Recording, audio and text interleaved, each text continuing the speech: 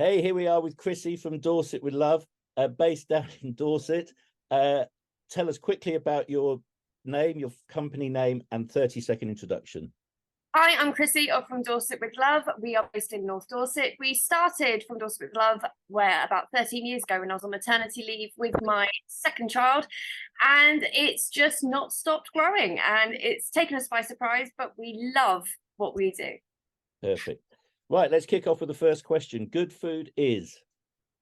Good food should make you feel happy. Good food should come from the heart and should be made with love. There we go. What got you into independent food industry? I've always made jam and chutney ever since I was a kid, working with my mum, working with my nan, and their amazing garden and their amazing talent. So it's just kind of always been something I've done. And an opportunity came up when I was on maternity leave to kind of be around my kids more. And it just, like I say, it just steamrolled. I worked in a pub and I made their chili jelly for them, and then people wanted to buy it. It just grew so naturally that it just felt almost like a calling, that this was where I was meant to be. That's so nice when that happens, isn't it? Rather than this sort of, all the energy goes into the one product on a launch date, whereas yours feels a lot more organic. It's just a creativity of recipes. It's just an opportunity to experiment, and the fact that people buy our stuff, that people love our stuff and want more of it, is, that warms my soul a little bit. It makes me feel like I'm in the right place. From Dorset with Love. Yes. What was the high point and low point of the company so far? The high point for me was when we got it out of the house. I had toddlers that I was working around and making in the evening when they went to bed. As you can imagine, that was quite exhausting. And I never felt like I really kind of escaped it. As much as I love it, I needed downtime. So when we got our first unit, that really just changed the game for us. It made us feel like we could be taken seriously.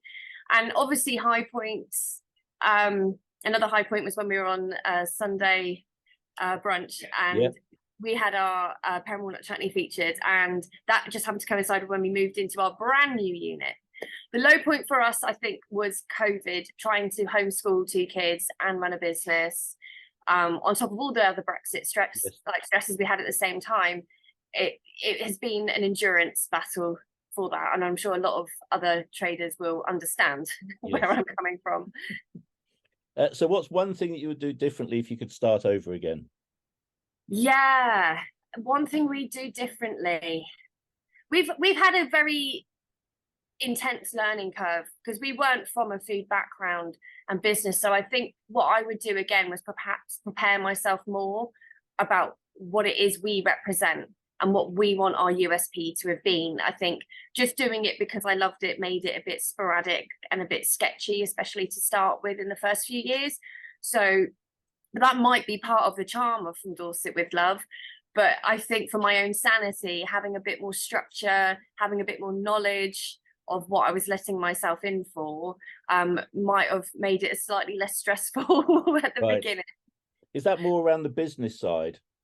I think it's more about the balance of business and family life. I started this because I had a family and I want to be a family brand, but having that balance wasn't easy to start with.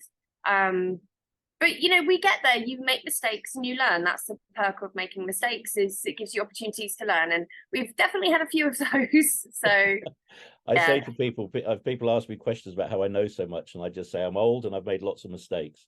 So that's how I learned. You're not that old, you're fine. Thank you. What one bit of advice were you given at the start that you would disagree with now, and one bit of advice that you would stand by today? One bit of advice I had was to keep the range small and what people, eat and easy. So strawberry jam, a real ale chutney. But I don't think keeping things small, I mean, as much as it makes production a bit more intense to organise, I feel having a range, we change our range quite a lot. We introduce new lines, like we've just introduced our table sauces. Here's my favourite, the brown sauce. We've just introduced that because I think it's about having stuff to offer, keeping your lines fresh, but keeping those that you love. And I think the advice I would keep was stay true to what you want to do. I think that's been the thing that's kept me on track. You know, if I followed what everyone else did and headed to supermarkets, then it doesn't feel like that's where I want to be. I love being in delis. I love being in farm shops. I love being in those smaller places because I feel that independent economy is where we should be. Perfect. And a great addition. The 5 sauces are a great addition to the range. Thank you. I mean, it completes the range really. You know, through from vinegars to jams to marmalades to chutneys, relishes, and now the table sauces. I'm still working on more though, other things. Good job. Keep them coming. So, which food brand do you admire the most and why? Well, Carl, my partner who's not here today, he has a lot of admiration for Jimmy's iced coffee. He started around about the same time as we did, and from the local area as well. When we were initially networking right at the beginning from Dorset Club, they were there a lot as well. And seeing their sort of meteoric rise and how they've marketed themselves, how they've really branched out, how much fun they seem to have had. We obviously know a lot of hard work's gone into that brand, but you know, we just really admire that sort of, you know, perseverance and identity out of who they are. So definitely a good brand. No worries. And dirty food secret. Well, Carl's is you get a donut, it's a raspberry jam donut, and you split it open and you get a massive scoop of clotted cream in it. They calls it the diabetic donut. It's what him and my older brother, who is diabetic, created together. And quite frankly, yes, it looks indulgent, but it's just dirty, absolutely dirty. But I don't have, I would say, dirty secrets. I'm probably more weird. Like I don't have milk in my cereal, so but I love Weetabix, so I put butter and a bit of sugar or a bit of honey on my Weetabix and I eat it that way. And apparently that makes me weird. But you know, we'll take that one. I'll take weird any day of the week. And the last question, what is it about the food club that's worked or you like? Right, so with the food club, what I really like, especially with the geographical name of From Dorset with Love, is you've been able to get us into places which we wouldn't necessarily have thought would have taken us. So being in a wider range of farm shops and delis and butchers has been absolutely fantastic for us because it's where we want to be. Like I say, we want to be with those more independent retailers.